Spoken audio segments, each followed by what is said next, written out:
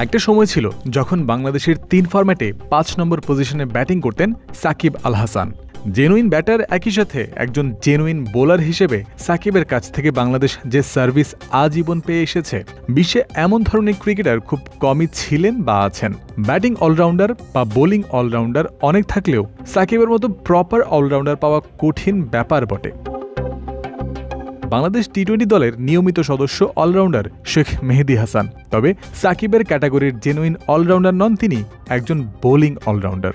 শেখ মেহেদী টি-20 দলের নিয়মিত সদস্য, বল হাতে ধারাবাহিক পারফর্মার ফ্রন্টলাইন বোলারদের একজন, যিনি batting, power play, middle over বা ডেথ যে কোনো সময় বোলিং করে থাকেন। তবে সাম্প্রতিককালে তাকে বোলিংয়ের পাশাপাশি ব্যাটিংয়েও প্রমোট করছে ম্যানেজমেন্ট। সাকিবের সেই 5 নম্বর পজিশনে তাকে খেলতে দেখা গেছে সব শেষ সিরিজেই। নগদ পেমেন্টে 500 টাকা পর্যন্ত ক্যাশব্যাক আর লেনদেনে প্রতিদিন ডিপ ফ্রিজ এবং ঘন্টায় ঘন্টায় এসি, টিভি সহ দারুণ সব গিফট। সংযুক্ত আরব আমিরাতের বিপক্ষে হেরে যাওয়া সেই সিরিজে 2 ম্যাচ খেলেছেন মেহেদী। দুটোতেই তাকে ক্রিজে পাঠানো হয়েছে জাকের আলী অনিক এবং শামীম পাটোয়ারির আগে। টি-20তে 12.2 ব্যাটিং গড় ও 98 স্ট্রাইক রেটের মেহেদীর কাছ থেকে 2 ম্যাচের একটাতেও তেমন কোনো কন্ট্রিবিউশন পায়নি বাংলাদেশ।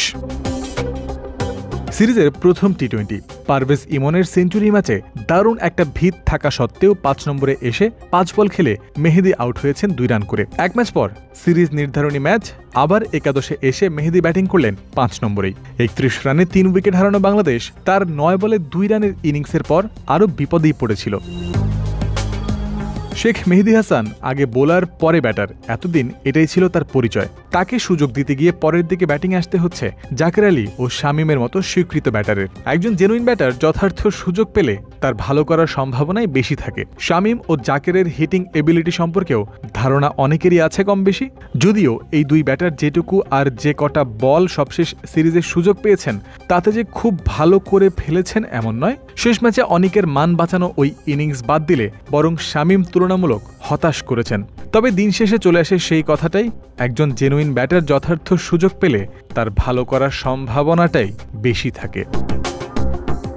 শুধু আরব আমিরাত সিরিজ নয়, তার আগে ওয়েস্ট ইন্ডিজের বিপক্ষে টি-20 সিরিজের 2 ম্যাচেও শেখ মেহেদীকে ব্যাটিংয়ে নামানো হয়েছিল শামীমের আগে। সবাই নিজ নিজ জায়গা থেকে পারফর্ম করার চিন্তা করেন, নিজের স্বার্থ নয় দলের স্বার্থই ক্রিকেটারদের কাছে সবার আগে। তবে hitting ability, field plan read করে শট খেলা, ইম্প্রোভাইজেশনের দক্ষতায় মেহেদীর থেকে শামীমেরই এগিয়ে থাকার কথা। তাই মেহেদী যে কটা বল খেলবেন, শামীম তত বল খেললে ইম্প্যাক্ট আরও বেশি হওয়ার কথা। টি-20তে 40 ইনিংস ব্যাট করে সর্বোচ্চ 30 রানের একটা ইনিংস আছে শেখ মেহেদীর, যা বলে দেয় তিনি ব্যাট চালাতে জানেন। প্রপার ব্যাটারদের পরে টেল এন্ডে এসে দলকে তার দেয়ার থাকতে পারে অনেক কিছুই। ওপরের দিকে যত বেশি ইম্প্যাক্ট ব্যাটার খেলানো যায়, তাতে দলেরই লাভ বেশি। জয়ন্ত বিন্দু, ক্রিক ফ্রেন্সি।